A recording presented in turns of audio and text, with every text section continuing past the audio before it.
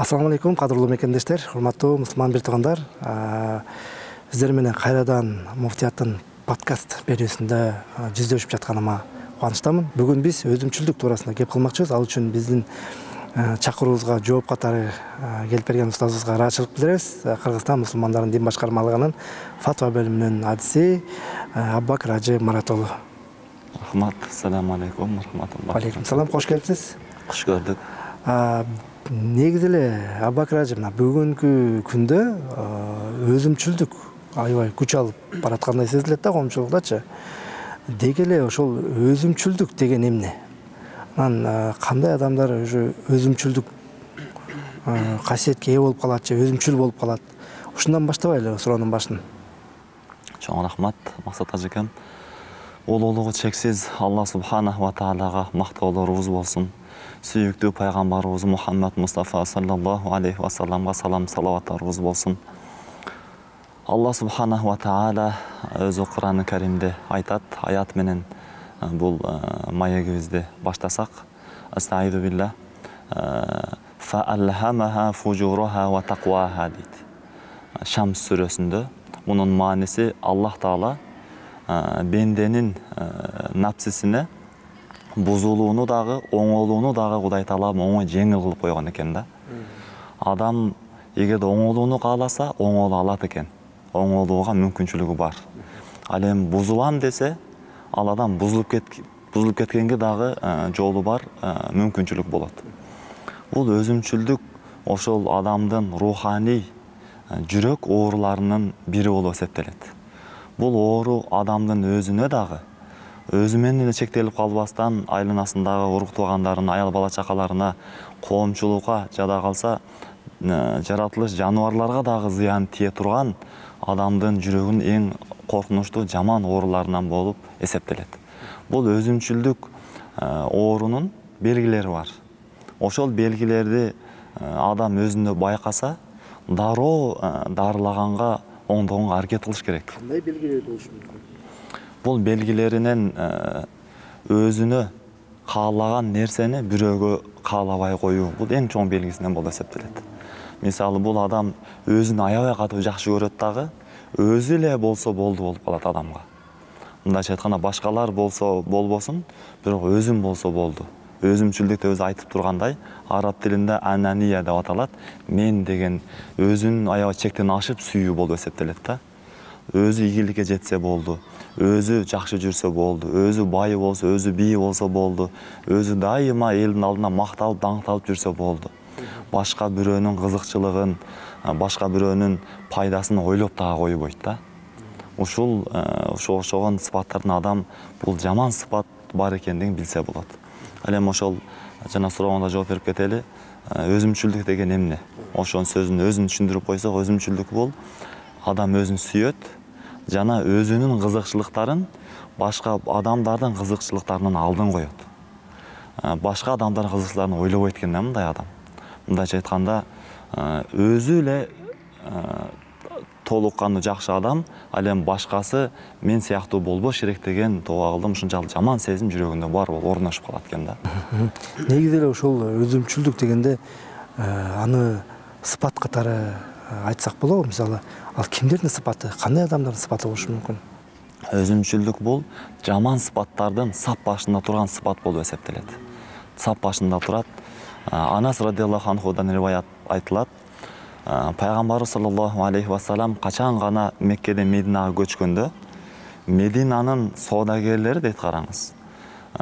Татфиф деген арабча сөз бар, мааниси өзү бирөөдөн биринен сатып алганда доолашып атып, такташып атып, толук кылып алат. 1 миллиграмм дагы аз эмес, толук кылып алганга аракет кылат экен. Ал эми адамдарга бергени келгенде бир аз кемчиликтүү кылып, бир аз азайтып, эсептеп, бир аз азайтып бергенге аракет кылат экен да. Бул карасаңыз аябай жаман сыпат да бул. Ушулдай Мединанын соодагерлеринде ушундай сыпат бар болчу экен да. Пайгамбарыбыз Меккеден Мединага көчкөндө. Ошондо Алла субханаху ва таала мутаффифин деген сүрөнү түшүргөн экен. Мутаффин деген мааниси таразадан уруп калуучулар деген мааниси. Астаиду билла, ошол сүрөнүн башында эле башталат. Астаиду билла, бисмиллахир рахманир рахим. Вайлул лил мутаффифин дейт Аллах таала. таразадан уруп жеп калгандарга дозок болсун дейт. Вайл деген мааниси же дозоктун бир өрөөнү болсун дейт.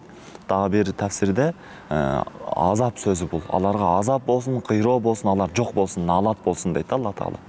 Эми кантип таразадан уруп калат десе, Саид билла, аллазина изакталу алан нас ястауфун дейт. Эгерде алар адамдардан ала турган болсо дейт бир нерсени, толук кылып алат дейт. Караңыз, эсептешип атып себеби боло билет да. Сен моуну кошпой койдуң, могу жетпей калды, бир аз кош дагы деп, сен өзүнүн акысы турат да бул жерде карасаңыз. Өзүнүн пайдасы келгенде, субханалла, доолашып атып, бызычу тополон кылып атып алат дейт. Саид билла ва иза калухум ау вазанухум юхсирун дейт. Ал эми качан гана бул алган эмес, башка бирөөгө бергени келгенде дейт, алар алган адамдын укугун ойлобойт. Эми аларга эптеп арганда кыйтырчылык жолдор менен азыраак кылып, мисалы 1 килограмм алса 900 бир канча 100 грамм ылдый азыраак кылып, аз бергенге аракет кылат дейт да, караңыз. Бул өзүмчүлдүктүн өтө мындай айтканда белгилеринин бири булчу. Дооланы келгенде аябай катуу, бергени келгенде шалакылык кылып коет да. Алла айтат, Саид билла, ала язунну улаика аннахум маб'усун дейт. Алла айтат, бул адамдар дейт, эртең кыямат кайым күнү Алланын алдында тирилет деп ойлобойбу дейт булар. Лияумин азим, өтө улуу күн болот ал күн дейт. Яума якумун насу ли роббил аламин, бүт адамзаты ааламдардын Роббисинин алдында турат дейт. Мына ошол күнүн ойлошпойбу деген аят түшүргөн экен Алла Таала. Анас радиаллаху анху айтат, ушул аяттар түшкөндө дейт, Мединанын соодагерлери дейт, мурунку жаман ушундай адаттарын бүт толугу менен таштап, адамдарга таразага тартып берип атканда эң адилеттүү абалда бере турган соодагерлерге айланып кетти дейт да, караңыз. Караңыз, бир аят түшөт, жашоосу түп тамам менен оңдоп койгон экен да. Аятка түзмө-түз толук мамиле кылган, амал кылган адамдардан болгон экен да, караңыз. Бул ошол жанагы сурооңузга дагы жооп берип коелук. Ошол бул өзүмчүлдүк, бул Куранда карап көрсөк, аябай жаман адамдардын, ошондой эле жамандардын атасы болгон шайтандын сыпаты экен бул. Дайыма өзүн мен деп жүрүү, өзүн ойлоо.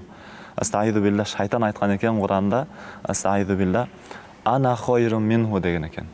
Качан гана адам атын Алла Таала жаратып, периштелер сажда кылганга буйруганда, шайтан сажда кылбай коет да. Шайтан айтат, мен деген, караңыз, өзүм деген да. Мен мындан жакшымын деген, караңыз. Мен өзүмчүлдүк, менсүүнү өзүмчүлдүктү шайтан баштаган дейт. Ал эми ылдый карап көрсөк, Фараон Муса алейхиссаламдын доорундагы ал өзүн Кудайга тең экен. Ал айткан, ана роббукумул а'ла деген. Мен деген силердин эң улуу роббиңермин деген. Жөнөкөй эмес, эң улуу чоң кудайыңармын деген тоо кылдым. Анан дагы айткан башка аятта айтат, Саид билла, ма алимту лакум мин илахин гойри дейт. Мен силерге өзүмдөн башка кудайды көрбөй жатам силерге деген да, коомуна. Карасаңыз, өзүм деген да, субханалла. Ошондой эле Ибрахим алейхиссаламдын доорундагы мен кудаймын деген Намрут падыша. Бул туурасында Алла Таала Куранда айтат, ал айтат, ана ухи ва умит дейт. Мына мен тирилтем, өлтүрөм дейт да. Өлүмдү жана тириликтү берген мына менмин дейт. Карасаңыз, өзүм менсинген кимдер болуп атат. Ошондой эле Карун, Муса алейхиссаламдын доорунда Карун бай. Ушунчалык бай болгон, ага дагы адамдар келип, сен ушунча Кудай Таала берген байлыктан сен адамдарга сарптап, акыретиңи куруп кал, Алланын алдына эртең эле барасың, ошол жагыңы сен кооздоп аткарып кал десе, айтат жанагы адамдарга карап туруп, иннама утитуху ала илмин инди дейт. Бул байлыктардын бардыгы дейт, бардыгын мен өзүм таптым дейт. Өзүмдүн кыйындыгымдан, өзүмдүн маалыматым, тажрыйбам, илимим менен таптым өзүм деген да, карасаңыз. Ошондой эле Куранда Кахф сүрөсүндө дагы бир окуя айтылат, бак ээлери деп, эки бак ээлери. Ошондо дагы жаман эки бир тууган болот, ошонун эки бир тууганын жаманы айтат, ана аазу минка ва аазу аксару минка мала ва аазу нафара дейт. Мен сенден күчтүүмүн жана мен сага караганда мал байлыгым көп деп, карасаңыз мен деп айткан да. Кудай Таалам Куранда өзүмчүлдүктү бүт Кудай Тааланын душманы жаман адамдардын сыпат экенин Куранда баяндап берген экен, караңыз. Өзүмчүл адам, Кудай сактасын, ошолордун катарында эртең болуп калуу толук коркунучу бар да, караңыз. анда өзүмчүлдүктүн тескерисиндеги сыпаттар кандай болуп калат? Өзүмчүлдүктүн шариятыбыз өзүмчүлдүктүн чоң күнөө, аябай жаман сыпат экендигин баяндаган. Ошонун карама каршысында өзүмчүлдүктүн тескерисинде ал-итар деген сыпат бар. Ал-итар дегендин мааниси өзүнө каалаганы башка бирөөгө каалоо. Караңыз, субханалла. Бул кандай эле өзүмчүлдүк эң жамандардын сыпаты болгондой, өзүнө каалаганы башка бирөөгө чын жүрөгүнөн каалап, өзүн артка коюп, башка бирөөнүн момундай алдыга коюу, бул эң улуу адамдардын сыпаты болгон. Ал-итар деп айтылат, котормосо ошол өзүн артка коет дагы, анан башка бирөөлөрдү алдыга коет. Шариятыбыз карасаңыз, биздин бул жашоодо дагы, акыретте дагы бактылуу болушубузду камсыздап берет. Кандайдыр бир жаман сыпаттардан тыйса, сөзсүз анын туура жолун көргөзүп берет. Мындай айтканда альтернативасын көргөзүп берет. Бул сыпатты тыйдыбы, демек анын карама каршысында турган өзүнө каалаган башка бирөөгө каалоо деген жакшы сыпат менен сыпаттангыла деп бизди буйруган шариятыбыз. Негизинен баягы чыныгы мусулман ким дегенде өзүнө каалаган нерсени башка бирөөнү каалаганды деп көп айтылат го баягы устаздардын арасындачы. Анан өзүмчүлдүктүн эми шарияттагы орду кандай? Шарият эмне дейт өзүмчүлдүктөр боюнча? Өзүмчүлдөр боюнча десек дагы туура болот экен. Өзүмчүлдүктү шариятыбыз чоң күнөө катары эсептейт. Өзүмчүлдүктү аябай күнөө катары эсептейт. Жогору айтылган аяттардан жана дагы ошол өзүмчүлдүктүн карама каршысында турган өзүнө каалоону бирөөгө каалоонун кызыктырып дагы көптөгөн аят хадистерде айтылат. Булардын жалпы жыйынтыгын карап чыксак, демек өзүмчүлдүк бул чоң күнөө болот. Адамды Кудай сактасын, дозок алып барып түшүрүп кое турган жаман сыпат болот. Шариаттын өкүмү чоң күнөө болот, күнөө деп айтат. Алла субханаху ва таала бир канча аятта ошо өзүмчүлдүктөн сактануу туурасында айткан. Астайду билла, Куранда хадисте келет, Куранда айтылат, астайду билла ва ма юқашу нафсихи фа улаика хумул муфлихун дейт. Ким дейт өзүнүн напсисинин сараңдыгынан, өзүмчүлдүгүнөн сактай турган болсо дейт өзүн. Мына ошолор чыныгы ийгиликке жетүүчүлөр дейт, караңыз. Демек өзүңүздөн адам табиятында өзүмчүлдүк деген сыпатты эгерде жылоолоо болсо, бул сыпат барган сайын күчөп кете берет. Бул сыпатты күчөткөн сайын, бул сыпат сизге дагы айланан адамдарга зыян тийгизе берет. Бул адам сөз Алланын алдына барганда сөзү кыйроого учурайт экен да, караңыз. Буну тарбиялаган адам, сактаган, напсисине жылоо бербестен, бул өзүмчүлдүгүн тыйган адам, бул адам акыретте эртең сөз ийгиликке жетет экен, караңыз. Ошондой эле Алла субханаху ва тааля Меккеден Мединага көчкөн сахабаларды билебиз бардыгыбыз. Меккеден Мединага көчкөндөрдү мухажирлер деп айтабыз. Ал эми мединалык жакшы күтүп алгандарды ансарлар деп айтабыз, жардам берүүчүлөр деп. Качан гана ошол тарых китептеринде айтылат, Меккеден сахабалар Мединага көчкөндө мединалык мусулман бир туугандар ушунчалык жакшы күтүп алган экен да, караңыз. О кээ бир окуяларда айтылат, күтүп алып пайгамбарыбыз достоштуруп койгон да, бир туугандаштырып койгон. Бир меккелик адамга мединалык бир адамды эмне кылып койгон, байлап бир тууган кылып койгон. О үйүн алып барган экен дагы, бир тууганым дептир да, сени пайгамбарыбыз мага бир тууган кылып кошту. Менин мына байлыгым жарымын сен ал деген экен, караңыз. Мен ушундай, мен бар нерсем мына ушул, жарымын сага бердим деп, толугу менен өзүндөгү нерселерди тең бөлүшүп, ыра көргөн экен да, караңыз. Алла субханаху ва тааля ушул ансарлардын мухажирге кылган ушул мамилеси, өзүнө каалаганды буларга каалап кылган мамилеси Алла таалага жагып, Алла таала Куранда аят түшүрүп койгон. Толугу менен ошол чоң бир аят бар. Сайду билла ва юфируна ала анфусихим ва лау кана бихим хасаса дейт. Бул ошол ансарлар, ошондой эле жалпы жакшы адамдар өздөрү ушунчалык муктаж, өздөрүнө зарыл болуп турса дагы дейт, башка бирөөлөрдү алдыга коет дейт да, караңыз. Өзүнө аябай зарыл болуп турат, керек болуп турат, бирок өздөрү Аллахтын ыраазылыгын гана каалайт дагы, өзүн артка коюп туруп, бул мусулман бир тууганым алсын, ушул пайдасын көрсүн деп алдыга коюп турат экен да, караңыз. Эми өзүмчүлдүктөр боюнча дейли. улуу олуя аалымдарыбыздан кандай бир окуялар барбы тарыхый бизге сабак бере турган? Бул туурасында жакшы окуялар аябай көп. Угуп жүрөгүңүздөн ошолорду ээрчигенге аракет кылганга кызыгып умтула турган сонун окуялар аябай көп карап көрсөңүз. Ошол пайгамбарыбыз саллаллаху алейхи вассалам өзүнүн хадисинде айтат. Ошол туурасында жана сиз дагы айтып өтүп кеттиңиз, аябай сонун кылып. Ошол хадисте келет: "Ла ю'мину ахадукум хатта юхибба ли ахихи ма юхиббу ли нафсихи" дейт. Силердин эч кимиңер толук момун боло албайсыңар дейт, караңыз. Ыйманынын толуктугун пайгамбарыбыз эмне кылган экен, алып койгон экен да. Өзүнө каалаганды башка мусулман бир тууганына кааламайынча, жакшы көрмөйүнчө силер толук момун мусулман боло албайсыңар деген экен да, караңыз. Адам, мусулман адам бир аз ыймандуу болсом болду деп эмес, толук мусулман болгонго умтулуш керек бул жашоодо.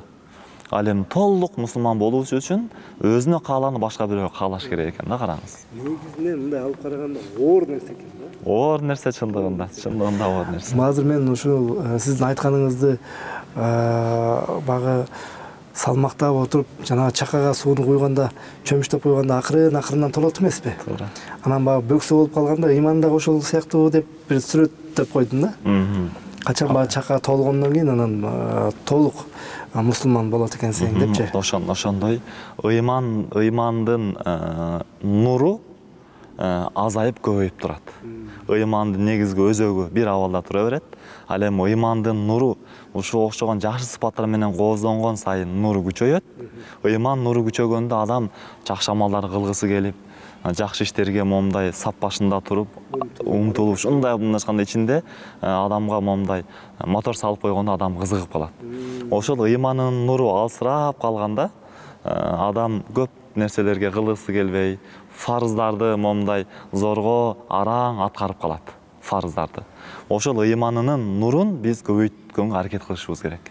Ошол ыйманынын нуру толук болбойт экен, адам өзүмчүл боло турган болсо, караңыз. Ошондой эле пайгамбар башка хадисте айтыптыр: "Фаман ахабба ай юзахзаха анин нар" дейт. Ким дозоктон алыс болууну кааласа, ва ядхулал жанна, жана бейишке кирүүнү кааласа, анда ал адамга дейт, өлүм өзүнө каалаганды башка бирөөгө каалай турган сыпаты бар абалда өлүм келсин деп айткан экен, караңыз, пайгамбарыбыз. Өлүм келгенде сиздин жүрөгүңүздө өзүмчүлдүк сыпат жок болуш керек экен да. Өлүм келди сизге, жүрөгүңүз таптаза, башка мусулмандарга караганда. Эч кимге жамандык каалабайсыз. Өзүңүзгө эмнени кааласаңыз, аларга да ошону каалап турасыз да жүрөгүңүздө. Иншалла демек сиз ошол жакшы абалда өлөсүз. Сиз бейишке кирип, тозоктон алыс болот экенсиздин бул хадисте бизге ушундай белек, ушундай бар экендиги билинип турат да. Башка хадисте дагы айтыптыр пайгамбарыбыз: "Иттаку шух", өзүмчүлдүктөн, напсиңердин сараңдыгынан алыс этият болгула дептир. Сактангыла, себеби өзүмчүлдүк сараңдык дейт. Эмне экөөнү кошуп айтып атабызбы? Себеби сараң адам эмне себептен сараң болот? Бул өзүн ойлогон үчүн сараң болот да, караңыз. Өзүмчүл адам сөзсүз сараң болот. Себеби өзүмчүл эмес адам мындайча сараң болбойт да. Берешен адам бул өзүмчүл болбойт. Берешен адам бул сөзсүз башка бирөөнү ойлогон, каалаган адам гана берешендүүлүк кылат. Ошол сараңдык менен өзүмчүлдүк бул дайыма бирге жүрө турган сыпаттардан экен да. Ошол ким ошол өзүнүн сараңдыктан, өзүмчүлдүктөн алыс болгула дептир. Себеби силердин алдыңкы адамдарды ушул жаман сыпат жок кылган деп айткан экен да, караңыз. Пайгамбарга чейинки адамдарды ушул сыпаттан көпчүлүк кыйраган экен да. Эми ушул хадистерге биздин пайгамбарыбыздын улуу сахабалары, табииндар, аалым олиялар ушул хадистерди угуп, аяттарды угуп, жүрөгүнөн ушул сыпат, жакшы сыпат менен сыпатталганга умтулушкан, аракет кылышкан. Алар дуа кылып, айтып эле койбостон, иш жүзүндө амалы менен көргөзүп берип турган экен, караңыз. Алардын окуяларынын бирин айтып бере турган болсок, Ибн Умар радиаллаху анхунун окуясы келет. Ибн Умар радиаллаху анху айтат: "Пайгамбар саллаллаху алейхи вассаламдын убагында ачкачылык болуп калды" дейт. Эми ар кандай абал болуп турган, пайгамбардын убагында ачкачылык убагы болуп калды, каатчылык болуп калды. Ошол маалда сахабалардын бирине койдун бышырылган башы келди дейт. Башы хадия кылып белек кылынды дейт. Ал башы үйүнө келди, Жанагы караңыз, субханалла, сахабалардын ар биринде бар сыпат болгон экен да булчу. Бекерден Аллах Таала сахабаларды пайгамбарыбызга арасында кошо жүргөнгө шерик кылып тандаган эмес экен да караңыз. Бул сахабат алдына тамак келди. Койдун бышырылган башы. Аялы менен олтуруп, бала чакасы менен кеңешет экен да. Ушул тамак келди бизге, а бирок азыр каатчылык болуп жатат. Башка мусулман бир туугандарыбыз дагы булар тамак таппай кыйналып жатат. Бизге караганда биздин могул кошунабыз бизден дагы көбүрөөк муктаж болсо керек деп аялы бала чакасы менен кеңешип бир пикирге келип туруп, өздөрү курсак ачып кыйналып турса дагы, я Алла, бул мусулман бир тууганыбыз жесин деп ошол тамакты ооз тийбестен туруп, алып туруп кошунага чыгарып жиберген дейт. Караңыз, жебестен. Экинчи кошунага бул белек келгенде дейт, ал кошуна дагы олтуруп, бизге караганда бул кошунам көбүрөөк муктажыраак, ачкараак турат деп, ал ага чыгарып койду дейт. Ошентип 6-7 үйдөн айланып келип, кайра биринчи үйгө келип калган дейт да, караңыз. Караңыз, сахаба радиаллаху анхумдардын, Аллаху акбар, сыпаттарын караңыз. Өзү муктаж болуп турса дагы эмне кылган? Башка бирөөнү каалап турушкан. Ушул окуядан кийин дагы айтылат, ушул аят түшкөн астайбилла, ва юфируна ала анфусихим ва лау кана бихим хасасати. Сахабалар өздөрү муктаж болуп турса дагы башка бирөөлөрдү өзүнөн жогору койгон адамдар болот буларды Алла Таала мактап аят түшүргөн экен да. Ошондой эле мындай окуялар аябай толтура. Пайгамбарыбыз саллаллаху алейхи вассаламга бир мейман келип калат. Ал мейманды пайгамбарыбыз ким коноктойт деп пайгамбарыбыз сахабаларды топтоп жар салат. Сахабалар ошол мейманга бергенге көпчүлүгүндө тамак жок болгон экен да. Ошо ансарлардын бири ойлоп көрөт экен. Мен үйүмдө бир аз тамак бар. Ошо менен мен пайгамбарыбыздын, Расулуллахнын мейманын мен меймандайын, пайгамбарыбызды разы кылайын, пайгамбар разы болсо Алла разы болот да. Деп, я Алланын элчиси, сиздин мейманыңызды мен бүгүн коноктойын деп айтат. Мейман ээрчити барат, үйүнө кирет дагы айтат, аялым дейт, жубайым, бүгүн Алланын элчисинин мейманы келди, коногу келди бизге дейт. Койгонго тамак барбы дейт. Аял айтат, балдарга гана даярдап койгон бир аз тамак бар үйдө дейт. Анан айтат, сен дейт, балдарды алаксытып уктатып кой дейт. Анан ошол тамакты келип, мен мейман менен экөөбүз олтурганда келип дасторконго кой дагы, оңдомуш болуп атып, чыракты өчүрүп кой дейт. Сен дагы, мен дагы жегенге окшоп, оозубузду кыймылдатып, оозубузду чалпылдатып, үн чыгарып, жегенге окшоп олтура берейлик, мейманыбыз тоюп жесин деп айтат. Аялы болуп туру дейт да, караңыз, күйөөсү менен аялы ушунчалык бири-бирине ынак болуп түшүнүшкөн. Чогуу таква болушкан да. Мейманы келет, аялы айткандай иш кылат. Түнү мейман булар дагы жеп жатат деген ойдо толук курсак тойгон абалда эс алат. Эртеси менен пайгамбарыбызга алып барат. Пайгамбар саллаллаху алейхи вассаламга аят түшкөн болот да, караңыз. Сайду билла ва юфируна ала анфусихим ва лау кана бихим хасаса дейт. Өздөрү муктаж болуп турса дагы башка бирөөлөрдү өздөрүнөн алдын жогору коет деген аят түшөт. Пайгамбарыбыз жанагы ансар сахаба келгенде айтат, баланча дейт, сен кандай бул түнү кандай иш кылдың сен дейт. Аллах Таала сенин ишиң жагып мага аят түшүрдү го дейт да, караңыз. Алла субханаху ва таалага жаккан ушунчалык улуу сыпат болуп эсептелет бул. Жана да башка окуяларды айтып берсек, аябай көп экен чындыгында. Ярмук деген чоң согуш болгон. Бу да Абу Жахилдин баласы Икрима радиаллаху анху. Караңыз, Абу Жахилди пайгамбар бул үммөтүн фараону деп атаган да. Шунчалык душман болуп капыр абалда өлгөн. Ошонун баласы Икрима радиаллаху анху мусулман болгон. Бул Ярмук согушунда капырлар менен урушуп жатып каза болгон. Бул сахабанын каза болушу туурасында дагы аябай сонун кызык окуялар бар да. Ошол согушта булар согуш бүткөндөн кийин булар ар жерде жаракат алып жаткан болушат. Шунчалык катуу денесинен кан агып, күн үстүнөн тийип турат, асты ысык, тап уруп турат ылдыйдан. Шунчалык чаңкап, кан жоготуп, алсырап турганда суу ичкиси келип суу деп айтат, караңыз. Өмүрүнүн акыркы саналуу минуталары убакыт калган болот. Суу деп айтат, бул адам чуркап келип суу берейин дегенде жанда жаткан адам жаракат алган суу деп айтат. Бул өзү ичпей, тигил бир тууганыма берчи бар, менен көбүрөөк суу сап жатат окшойт деп ага жөнөтөт.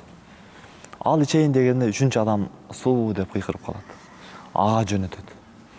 Ага барганда ал биринчиге жөнөтөт, биринчиге келгичет, биринчи сахаба көз жумат, экинчиге келиш, экинчи көз жумат, үчүнчү канага үчүнчү көз жумуп койгонда караңыз. Бир ууртам ичкен бир аз сууну бири-бирине беришип, каалап олтуруп, бул дүйнөдөн өтүп кете берген экен да, караңыз. Кандай улуу өрнөк бизге карасаңыз, субханалла. Кандай гана улуу өрнөктөр. Айша радиаллаху анха энебиз, момундардын энеси дагы орозо туткан абалда кызматчысы менен аябай көп өлчөмдөгү садака келгенде, орозо абалда бүт муктаждарга таркатып жүрүп, өзүн унутуп калган экен да. Кечинде кызматчысы келип, бир аз алып акча бересизби? Ооз ачарга бир аз тамак даярдайын, сатып келип десе, калган жок менде деп Айша энебиз. Сенде калбадыбы? Айтпай белең жана, бир аз алып коет элек ооз ачарга деп, өзүнө жок калган экен да, карасаңыз. Башка бир муктаж бейбечараларды каалап олтуруп, өзү муктаж болсо да, курсак ач болсо да, орозо абалда өзүн унутуп койгон деңгээлде өзүнө каалаганы башка бирөөгө каалаган экен. Ошондой эле Абдулла ибн Жафар деген Али радиаллаху анху урпагынан чыккан пайгамбарыбыздын сүйүктүү кызы Фатима энебиздин урпагынан чыккан улуу адамдын окуясы келет экен. Аябай бул дагы таасирдүү окуя, ошону айтып берейин. Бул улуу адамдардын караңыз, өзүнө каалаганды бирөөгө каалоо, же өзүн артка коюп, бирөөнү алдыга коюусу адамдарга эле эмес, жаныбарларга дагы ушундай мамиле кылышкан экен да булар. Мусулман адамдан эч ким зыян көрбөйт. Чыныгы мусулман адамдан. Мусулман адамдын колунан, колунан, тилинен болсун, адамдарды бул жака коелук, жаныбарлар, жаратылыш дагы зыян көрбөйт өзү. Чыныгы мусулман адамдан.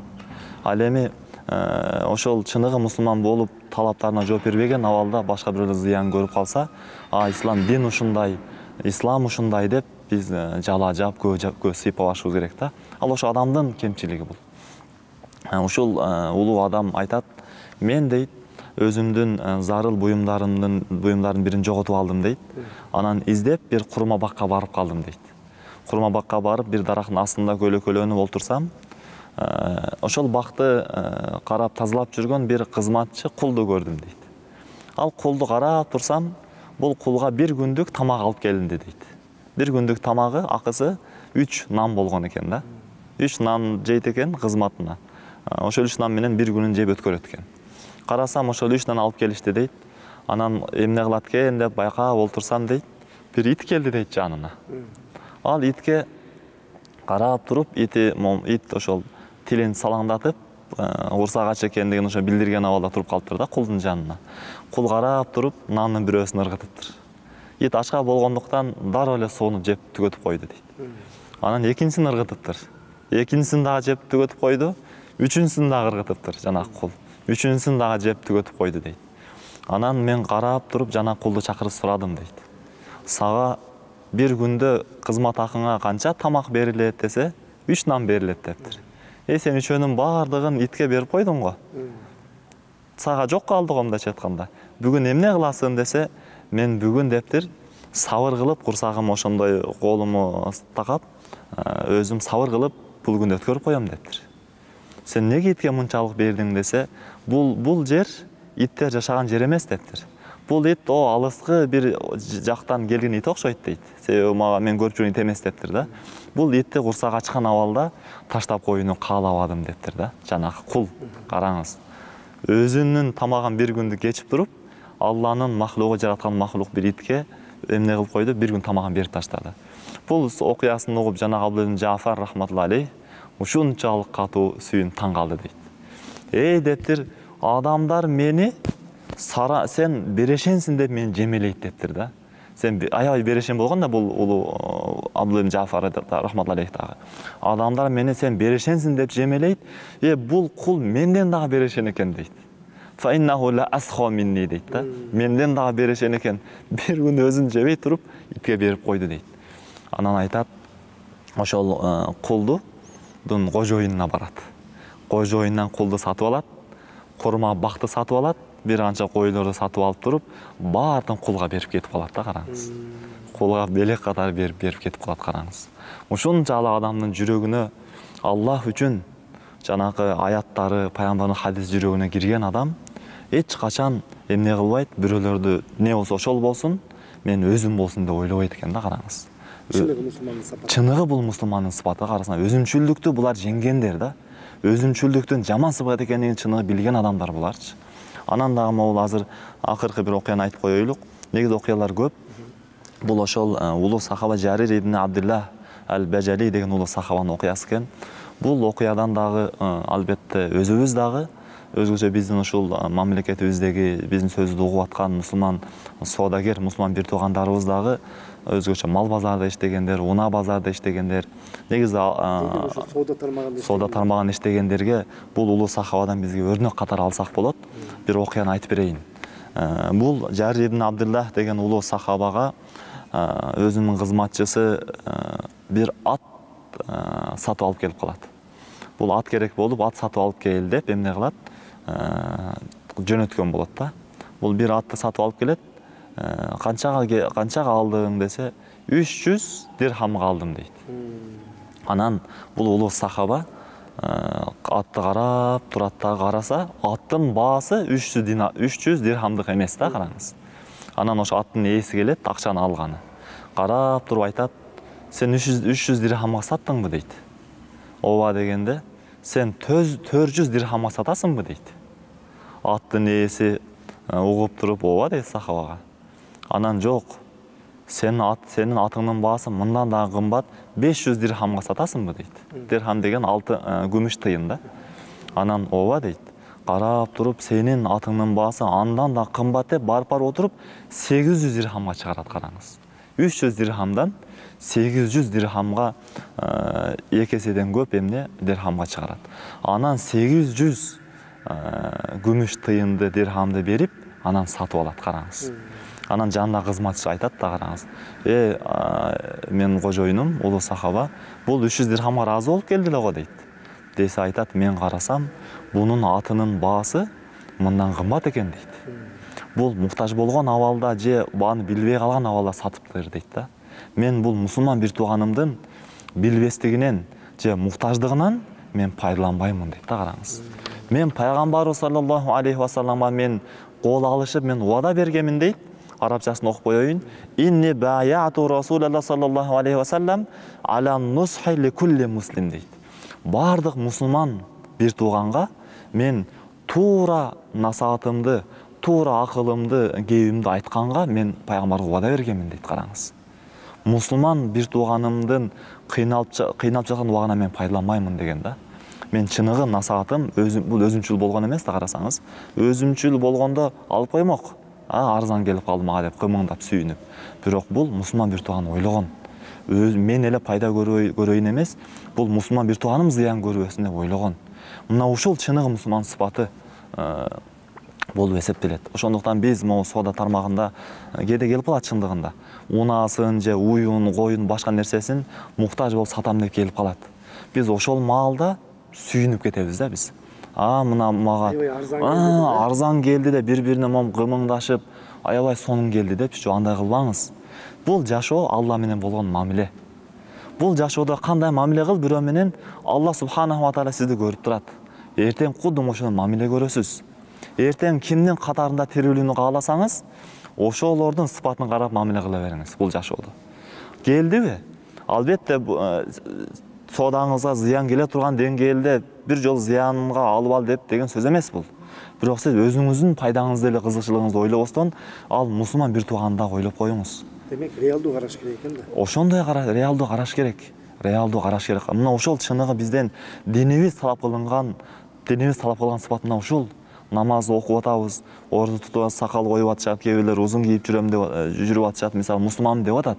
Бирок мамилеге келгенде мусулман сыпатын кылбай койгондор бар чындыгында. Кудай Таалам бардыгыбызды сактасын мындай нерселерден.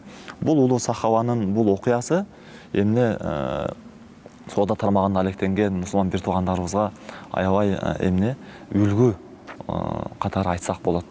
Ушул сахабаны ээрчегенге аракет кылышыбыз керек биз. Негизинен абдан бир жакшы кереметтүү окуялар экен, таасир бергенчи.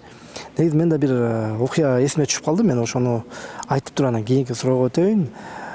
Мен да өзүм да күбө болуп калдым. Анда айылда элем, ошол мал базарга барсам, ошол мынакей азыркы кудум азыркы окуяда эле ошол бирөө коюн сатып келип калды да базарга. Анан чындыгында муктаждыгы көрүнүп турат. Көзүнөн жанагы тыйынга муктаждыгы көзүнөн билинип калат экен да. Анан жана далдалчы деп коебуз го. Чуркап келишти. Койду канчага бересиң деп, биз да өзүбүз да кой сатып барган элек. Анан карап туруп далдалчылар ошол өзү айтып келген баадан түшүрдү.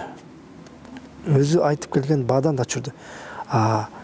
Базар бул жанагындай базардын ичиндеги, анан базардын сыртындагы деп коет го. Базарга ошо кирип келет эле ушинтип соода бычыла баштады да. Анан бирок базардагы бааны көрбөй туруп, тигил киши дагы ошол сатты.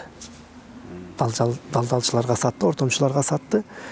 Ортомчулар алып келип туруп, жанагы бааны андан 2 эсе кылып кайра коюп, базарга коюп койду.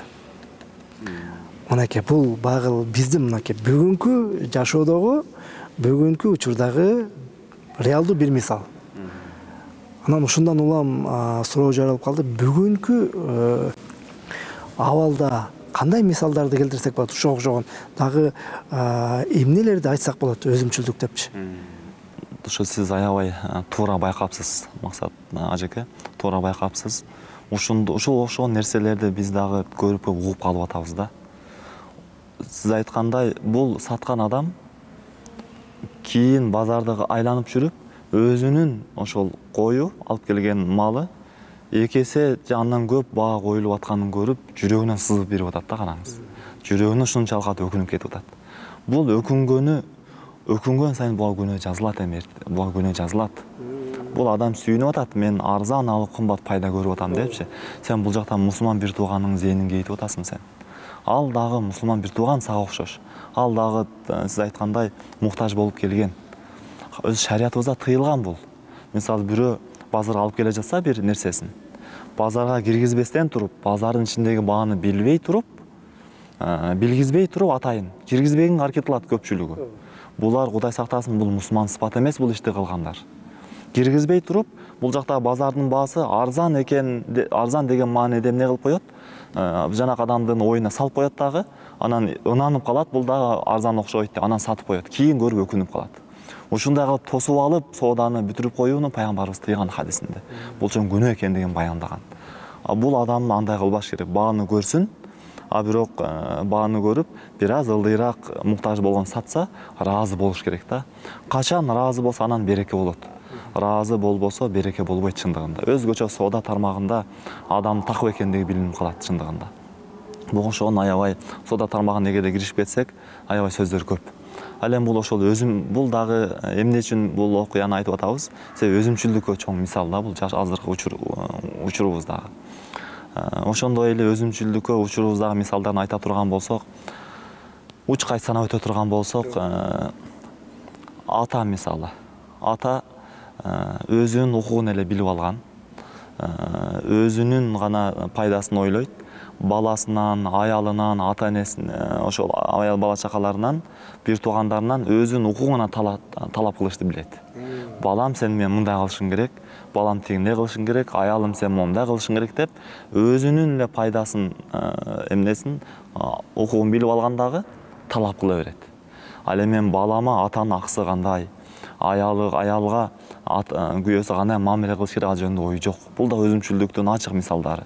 Ошондой эле тескерисинче, кээ бир аялдар эрим мага мындай кылыш керек, бала чакам мага мындай кылыш керек деп ошол ой менен жашай берет.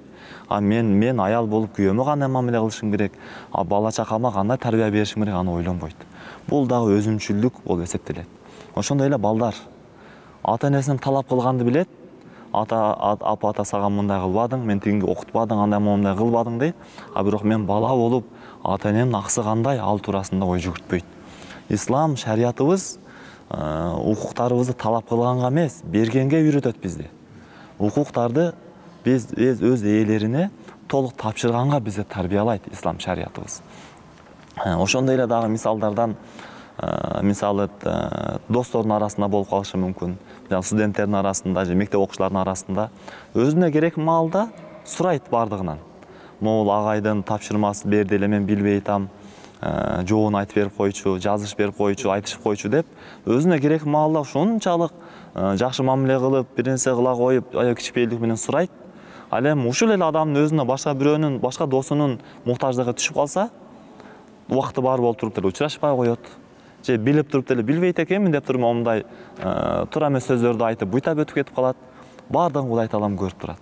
Бул дагы Кудай сактасын жүрөгүндө өзүмчүлдүк деген жаман сыпат бар экенин белгиси болот бул. Билдиңиз, биз башка бирөөгө айтыңыз. Билген нерсеңизди башка бирөөгө маалыматыңызды бөлүшүшүңүз керек да. Антпесеңиз толук мусулман болбой каласыз. Ошондой эле дагы бир мисалды айтып бере турган болсок, мисалы жолдо жүргөндө азыр тыгындар чындыгында кээ бир убактарда көп болуп калып атат. Жол оңдоо мезгилдеринде, учурларында ушундай тыгындар болуп калып атат. Кудайга шүгүрлөр болсун, аябай жакшы жолдорубуз Кыргызстан боюнча жакшы оңдоолуулар болуп атат, аябай көзгө көрүнөрлүк, байкалаарлык сонун жол оңдоолор болуп атат. Шүгүрлөр болсун Алла Таалага. Ушундай убакыттарда өзгөчө жумуштан чыккан маалдарда бир өтө турган жол болот. Көп адамдар катарга турат. Болбосо ал адамдардын бардыгы шашылып атат өзү. Бардыгы үйгө барыш керек, чакырыктары бар, чарчап турат, иш бүтүрүш керек, кожоюнун тапшырмасы бар мисалы. Чарчап турат бардыгы. Ошол маалда катар турат, кээ бир адамдар келет дагы момундай карама-каршы тилкеге чыгып туруп, барып туруп өтө турган жерге келип туруп анан сайылат да, жанакы жерге келип өтүп кетейин деп уруксат сурайт. ГАИ кызматкерлери болсо аларга уруксат берилет аларга. Ал эми өрт өчүргүч, тез жардам аларга биз жол беребиз албетте. Алар зарыл. Ал эми андай бир дагы муктаждыгы болбой туруп, ошон канчалаган ондогон, 20лаган машиналардан ашып өтүп туруп, ошол жерге келип кирип кетейин деп жанакы адам, бул жактагы адамдардын тынчын алып кирип кетем дегендер, булар дагы өзүмчүлдөр болуп эсептелет. Кандай өзүмчүлдөр? Булар ойлоп атат. Менин бул адамдын дагы албетте кызыкчылыгы бар да. Менин кызыкчылыгым эрте бүтсө болду. Ошончо адамдардын кызыкчылыгын бул уруп дагы ойноп аткан жери жок да бул. Өзүмдөн дагы менден муктажыраак башка бирөөлөр турат деген ой жок, Кудай сактасын. Бул өзүнүн иши эрте бүтсө болду. Өзү бара турган жерине тезирээк барса болду. Өзү кыскасы комфорт болсо болду жашоосу. Бул жактагы адамдар, абышкалар бар, жаш улуулар бар, элге кызматтан сиңирген адамдар күтүп турат бул жакта. Сабыр кылып күтүп турат булар. Аларды ойлобойт буларчы, Кудай сактасын. Бул дагы өзүмчүлдүктүн өзүмчүлдүк деген жаман сыпаттын эң чоң көрүнүштөрдүн бири болуп эсептелет. Ошондой эле өзгөчө караңгыда жүргөндө, алыска сапарга чыгып калсаңыз, кээ бир чоң кичине машинасына каралбайт. Албетте жол жүрүү эрежелеринен караңгыда алдыңызда карама-каршы машина келе жатса, эмне кыласыз? Светиңизди ближныйга мындай айтканда жакын аралыкта көргүзүп бере турган кылды түшүрөсүз. Кээ бирлер ага карабайт. Алысты көргөзө турган болуп айдап кете берет, алдындагы унаа барбы, жокпу кызыктырбайт. Өзүнө жарык көрүнсө болду. Өзү жолу албетте бардыгыбыз каалайбыз да. Мындай дальныйды жаксаңыз, жолуңуз сонун кенен алысты көргөзүп берет. Мындан ориентир жакшы аласыз. Ал өзү ошондой комфорт болсо болду өзүнө жыргал болсо болду. Келе жаткан адам түз келгенде көрбөй калат, ямаларга көрбөй түшүп калат. Бул жакта адам кыйналабы? Аны кызыктырбайт да. Кырсыкка учурайт, адам өмүр кыйылат. Эң туура айтасыз. Ошондо окуялар көп болот. Себеби келгенде алдын көрбөй калат алдын. Бурулуштардан бурула албай калат. Канча нерселер болот. Бул адамдын өзүмчүлдүгү себебинен, кенебестигинен, Кудай сактасын текебердигинен ошого бул себепчи болот. Ал эми бул билбеши мүмкүн. А бирок Кудайдын алдына барганда кайсыл себептен ошончо күнөөлөргө батканын эртең билет, бирок кеч болуп калат эртең. Ошондуктан ушул мисалдарды ачык баса белгилеп айтсак болот биз. Бул өзүмчүлдүктүн, бул жаман сыпаттын белгилеринен деп. Кудай Таалам бардыгыбызды мындай жаман нерседен сактаган болсун. Ушуна дагы бир мисалын айтып берейлик. Жолго таштандыларды таштап, жолго какырып, түкүрүп, жолду булгоо. Бул дагы өзүмчүлдүк болуп эсептелет. Кандай? Оозуна топтолуп калды. Оозундагы нерсени таштап кутулса болду жол болобу, адамдар баскан жерби, тротуарбы кызыгы жок. Оозундагы нерсесин таштайт, бул эмне болуп калды, бул жыргады да, кутулду. Мындай айтканда өзүндөгү бир кыжатылып жаткан нерседен кутулду. Бул адамга өзү жыргаса болду. Бул жактагы адам аны тебелеп алабы же көрүп жиркенеби мисалы, ал кызыктырбайт. Бул дагы аябай эмне өзүмчүлдүк болуп эсептелет, бул да чоң күнөө бул дагы. Себеби пайгамбар хадисте айтканда караңыз. Иттакул ла айнайни деген. Эки наалатка себеп боло турган иштен алыс болгула деген да. Биринчиси адамдар көлөкөлөнө турган, же адамдар өтө турган жерге заң таштап, заара кылып, же таштанды таштап, же ошого окшогон какырык түкүрүктөрдү таштап коюудан деген. Себеби аларды көргөн сайын эмне кылат экен? Адамдар жиркенеби? Адамдар жиркениши менен сизге автоматтык түрдө сизге наалат кете берет. Бул жакта адамга күнөө жазыла берет. Ошону адам өзүнүн алып жүрүүнү үйрөнүш керек. Коомчулук жайларды өзүн түшүнүш керек. Мен да ушул туурасында бир сонун окуя окуп алдым эле, окуп аябай таасирленип, жамаатка да айтып бергенбиз да. Бул эми бир мисал. Чоң бир оолиялардын, аалымдардын бири мечитке бара жаткан жолго өмүрүндө түкүргөн эмес экен. Караңыз. Мечитке алып бара турган жолго өмүрүндө түкүргөн эмес экен да. Эмнеге түкүрбөдүңүз десе айткан экен, бул жол мени Роббимдин, жаратуучумдун үйүнө алып бара турган жол деген экен да. Мага бул ыйык жол, бул жол жөнөкөй жол эмес. Мен Роббимдин үйүнө алып барат. Роббим менен байланыша турган, намазга алып бара турган жол, жакшы жерге алып бара турган жол деп бир дагы түкүргөн эмес экен, караңыз. Бул деген мааниси ошол мечитке бара турган жолго эле түкүрбө, башка жолго түкүрө бер деген сөз эмес албетте. Негизи ошол бул улуу аалым оолиялардын сыпаты экен.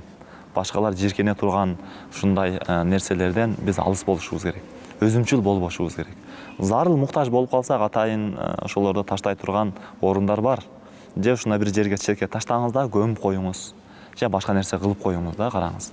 Ошондуктан биз мусулман деп атабыз, шүгүр, а бирок толук кандуу ыйманыбыздын нурун бийик деңгээлге жеткиргенге аракет кылышыбыз керек. Өлгөнгө чейин. Ошол бизден талап кылынат да. Абакир ажы, өзүмчүлдүк деген сыпаттан кантип кутулсак болот? Кутулуунун жолу барбы? Аны оңдосок, балким өзүбүздө ар бир адамда кемчилик бар да. Ар бир адам өзүнүн кемчилигин оңдогонго аракет кылат да. Балким ошондой сыпаты, менде ушундай сыпат бар экен деген инсан экран артынан көрүп, балким өзүн оңдогонго аракет кылат. Алла разы болсун, аябай сонун суроо бердиңиз. Аллах Таала Куранда айтат: "Астагфиру билла, валлазина жахаду фина ланнахдияннахум субулана" дейт. Ким биздин ыраазычылыгыбыз үчүн дейт, Аллах үчүн аракет кылып умтула турган болсо дейт бир нерсеге, биз аннык жете турган жолдорго биз багыттап коебуз дейт. Өзүбүздө чындыгында айткан адам, бизде деле жаман сыпаттарыбыз бар. Ошо жогоруда айтылган жаман сыпаттар бизде деле болуп калышы ыктымал да. Бардыгыбыздын үмүтүбүз, умтулуубуз оңдолойлук. Оңдолгонго умтулабыз бардыгыбыз. Аалымдарыбыз бир канча жолдорду көргөзүп берген экен. Ушул тепкичтерди биз басып аткара турган болсок, өзүбүздөн жаман сыпат, жамандардын сыпаты болгон өзүмчүлдүк сыпатынан биз тазаланып, ааруланганга Кудай Таалам сөзсүз жардам берет. Аракет бизден, берекет Алладан. Биринчиси, өзүмчүл адам, өзүндө өзүмчүлдүккү байкаган адам өзүмчүлдүктүн жаман кесепеттерин түшүнүш керек экен. Өзүмчүлдүк кимдердин сыпаты? Өзүмчүл болсо кандай жаман нерселер күтүп турат? Кудай Таалам өзүмчүлгө ошондой өзүмчүл мамиле кылып коет. Акыретте да ошого жараша жаман мамиле көрүп калат. Ошол акыбетин ойлош керек экен, караңыз. Ошондой эле экинчи жолу өзүмчүл болбостон өзүнө каалаганды башка бирөөгө каалоонун пайдаларын, жакшы мөмөлөрүн ойлош керек экен. Себеби көптөгөн аят хадистер айтылат да. Бир хадисте айтылат: Аллаху фи ауни ахихи ма канал абду фи ауни ахихи дейт. Ушундай маанайда айтылат. Алла Таала мусулман бендесинин жардамында боло берет, жардам бере берет. Качан ошол мусулман адам башка бирөөгө жардам бере берсе дейт. Караңыз. Сиз өзүңүзгө каалаганды башка бирөөгө каалап ушундай умтулуп жүрө берсеңиз, Алла Таала сизди жакшылык бере берет сизге. Ошого аябай көптөгөн жакшы белектери бар, өзүнө каалаганды башка бирөөгө каалоонун. Ошол нерселер жөнүндө мөмөлөрү, пайдалары жөнүндө көп ойлонуш керек экен. Үчүнчү жолу жакшы чөйрө издеш керек экен. Карасаңыз, ар бир жакшы сыпатты алууда, жаман сыпаттарды таштоодо чөйрө өтө чоң ролду ээлейт. Чөйрөнүн өтө чоң таасири бар. өзүнө каалаган башка бирөөгө каалай турган чыныгы момун мусулман адамдар менен, аалымдар менен, жакшы адамдар менен бирге жүргөнгө аракет кылыш керек. Себеби алардын кылган иш аракеттерин көрүп, бул жакта адам аткаргысы келип калат. Өзгөчө аксакалдар менен жүргөнгө аракет кылыш керек. Аксакалдар көбүнчө өзүн эмес, башка бирөөнү ойлогонго көбүрөөк аракет кылышат. Себеби алар жашоодо тажрыйба алып бышкан адамдар болот да. Төртүнчү жолу эч бир акыбет албастан туруп, белегин албастан туруп, эч бир акысыз бирөөгө жардам берип туруш керек дейт. Атайын бирөөгө барып 1 саат, 2 саат, жарым күн, 1 күн барып жардам бериңиз, акысын албастан. Алланын ыраазычылыгы үчүн деп барып, напсиңиз ыжырланышы мүмкүн. Ушунча кыйналдың акысын албайсыңбы деп. Бирок ошого каршы чыгып дейт, бекер барып бирөөгө жардам берип туруңуз дейт. Бул дагы өзүмчүлдүгүңүздү жаман сыпаты жойгонго себеп дейт. Кийинки жолу берешен болгонго аракет болуңуз дейт. Өзүңүздөгү бар нерсени бирөөгө берип, сарптап, мал байлыгыңыздан болсун, тажрыйбаңыздан болсун, илимиңизден болсун, күч кубатыңыздан болсун, колуңуздан келген нерсени Кудай Таалам бергенин сарптап, берешендүүлүк кылганга аракет кылыңыз дейт. Себеби сиздеги болгон бардык нерсени Алла берип атат. Өзүңүз кыйындыгыңыздан ээ болгон жоксуз, Алланыкы бардыгы. Алла Таала берген нерсесин сизди башка бирөөгө берип, башка бирөөгө пайдаңызды тийгизип турууңузду Алла Таала көрүштү каалайт. Аллах ошон үчүн берет сизге. Алла Таала сизди кыйынсызсын деп, башка бирөөгө жогору болуп текебе берилсин деп берген эмес сизге белектерди. Кийинки жолу өзүңүздү ошол муктаж адамдын ордуна коюп көрүңүз дейт. Мисалы бирөөгө сиз бирөө муктаж болуп келди, жардам сурап, тажрыйба сурап келди. Ойлоңуз, мен ушунун ордунда болсом, мен бул адамдан кандай мамиле көрүштү каалайт элем да. Ошонун ордуна өзүңүздү коюңуз, ойлонуп көрүңүз да. Ошондо дагы адам эмне кылат экен? Өзүн ошол өзүмчүлдүгүн жойгонго бул дагы чоң себеп болот экен да. Себеби эрежеде айтылат: "Амилин наса кама тухибба юамилука" дейт. Адамдар менен сага алар кандай мамиле кылуусун жакшы көрсөң, ошондой сен дагы мамиле кыл дейт. Ошондой эле кийинкиси акыркы жолу, караңыз, бул аябай негизги эң эффективдүү жол деп дагы айтсак болот. Адам билсин, Алла Субханаху ва Тааланын казынасы толтура дейт. Жаратуучубуз улуу Алла Субханаху ва Тааланын казынасы толо. Берип койсоңуз, кемибейсиз эч качан. Тажрыйбаңызды бөлүшүп койсоңуз, рызкыңыз тарып кетпейт. Кээ-бирлер ошол бизнес жолдорун айтпаганга аракет кылат. Рызкым тарып кетет деген ойдо. Рецепттерди айтпайт. Аларды айтпайт. Ошол туурасында көп угуп калабыз да. Айтпаганга аракет кылат да. Жок, Алла Субханаху ва Тааланын казынасы толтура. Аллага таянган абалда айта турган болсоңуз, сиз ыхлас менен, Аллах андан да кирешел жолду ачып берет. Алла Субханаху ва Тааланын вадасы акыйкатта. Алла Субханаху ва Тааланын казынасы толтур экенин биз билишибиз керек да. Эмне себептен сараңдык кылат? Мен берип койсом менин азайып калат дейт да. Жок, Алла Субханаху ва Тааланын казынасы аябай толтура. Хадис кудсиде айтылат: "Менин казынам толтура" дейт.